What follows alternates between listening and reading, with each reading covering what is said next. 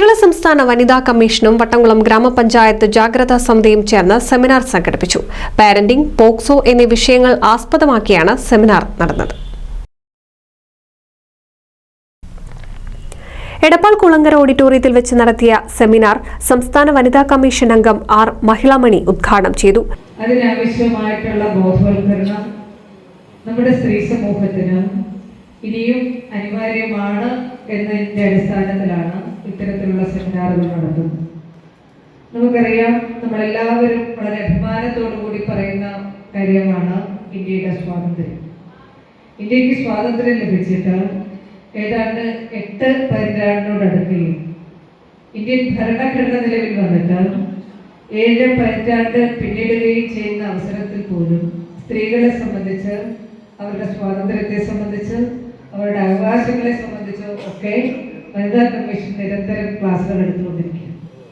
ഒരുപക്ഷെ വനിതാ കമ്മീഷൻ അടക്കമുള്ള സംവിധാനങ്ങൾ ഇത്തരത്തിൽ ക്ലാസുകൾ എടുക്കുമ്പോൾ തന്നെ നമ്മൾ ഒരു പുനർചിന്തനത്തിന് കൂടി അവസരം നൽകണം.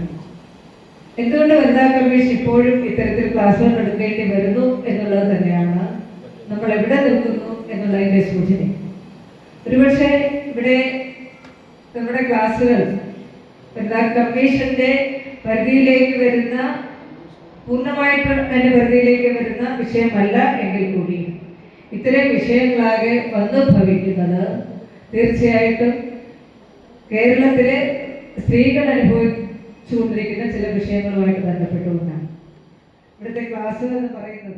പഞ്ചായത്ത് സെക്രട്ടറി ആർ രാജേഷ് സ്വാഗതം പറഞ്ഞ ചടങ്ങിൽ പ്രസിഡന്റ് എം എ നജീബ് അധ്യക്ഷത വഹിച്ചു. ചടങ്ങിൽ ബാലാവകാശ സംരക്ഷണ കമ്മീഷൻ മുൻ അംഗം സി വിജയകുമാർ പാരന്റിംഗ് എന്ന വിഷയത്തിലും കെ എം സക്കീർ പോക്സോയും അനുബന്ധ വിഷയങ്ങളെക്കുറിച്ചും ക്ലാസ് എടുത്തു. ചടങ്ങിൽ ശ്രീജ പാറക്കൽ, എം എൻ പത്മ, അനിത, ദീപ മണികണ്ഠൻ, നീന എന്നിവരും പങ്കെടുത്ത് സംസാരിച്ചു. NCV news Edappal.